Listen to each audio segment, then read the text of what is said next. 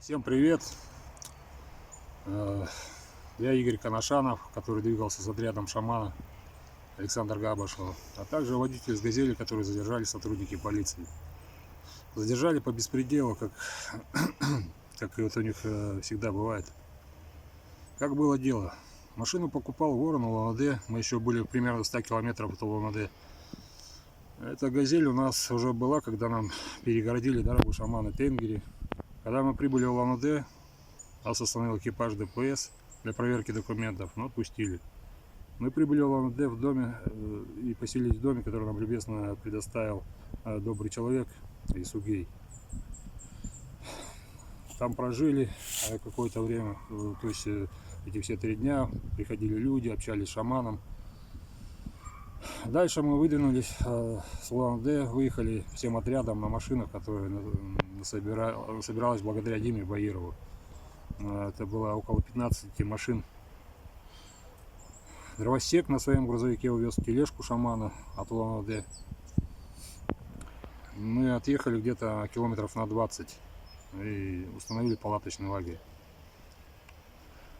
Потом ворону пришла мысль, что нужно «Газель» поставить на учет, так как договор купли-продажи уже истекал. И он решил перехитрить ДПС и доставить машину на эвакуаторе в МРЭО ГИБДД, минуя пост ДПС. Там на смотровой площадке инспектор осмотрел автомобиль и сказал устранить некоторые недостатки, такие как установить задний бампер, установить сиденье, так как «Газель» была под категорией D. То есть до номеров никаких докопушек не было. Мы уехали оттуда и поставили машины под охрану в одной из находящихся рядом организаций, то есть для устранения этих всех неисправностей. Спустя через несколько дней ворон еще один человек, который вызвался помочь поставить машину в учет, повторили попытку, но увидев здание МРЭО ГИБДД ворона, они поняли, кому принадлежит эта машина, с кем-то созвонились и отказались в постановке машины на учет. Двигаться без документов было нельзя, так как мы были под наблюдением властей. Мы решили сделать новый договор купли-продажи, где владельцем являлся уже я. Как только мы забрали «Газель» из-под охраны в организации и поехали, нас остановил экипаж ДПС с целью проверки документов. Проверили у меня права, документы на машину, сверка номеров двигателя, салона с ПТС-кой. Сначала докопались, что номер двигателя не соответствует с номером ПТС. Но когда хозяин «Газели» привез документы на купли-продажи на двигателе, они попросили проехать в отделение полиции на Комсомольской, где проверили номер двигателя на угон и кражи.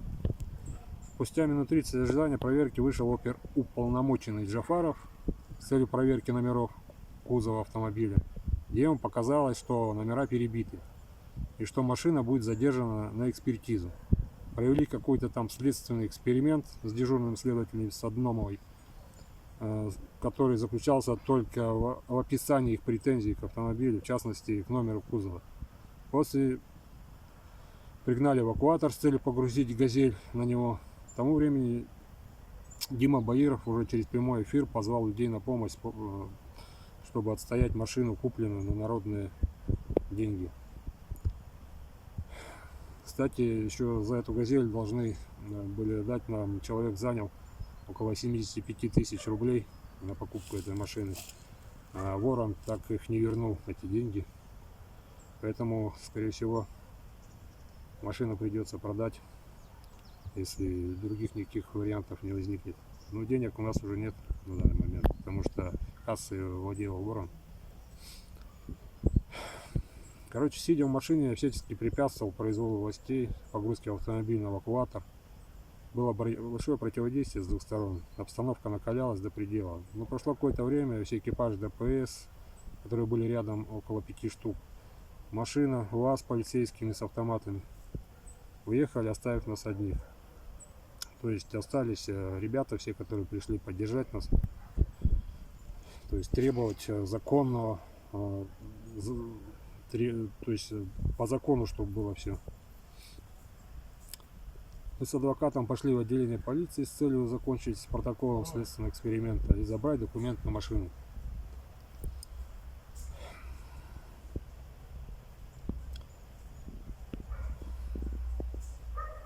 В отделении заскочил оперуполномоченный Джафаров со своим начальником и силой толкали меня в допросную комнату, где до 5 часов утра писали протокол. Арестовали меня по статье часть 1 19.3 неповиновение сотрудникам полиции. Утром увезли на суд. Там судья выписал мне по этой статье штраф от 500 до 1000 рублей. Штрафа либо административный арест на 13 суток. Суд постановил, через что я безработный, то штраф оплатить я не смогу. И потому суд принял решение выписать мне 13 суток ареста. Адвокат Федоров Сергей и юрист Максим Барбуков всячески пытались меня вызволить из заключения. И за эти 3 дня до выхода возили меня снова в суд, где с поданной адвокатом апелляции суд постановил оставить все без изменений.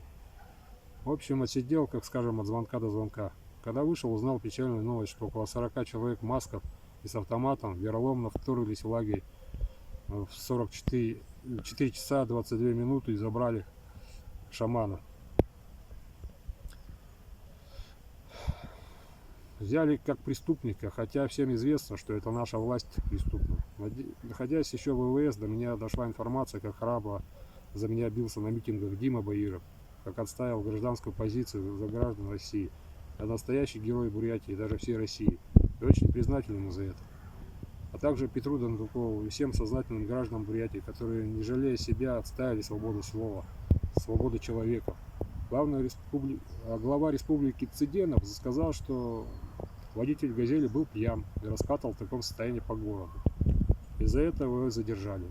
На что я скажу, что это грязная ложь и дезинформация общественности.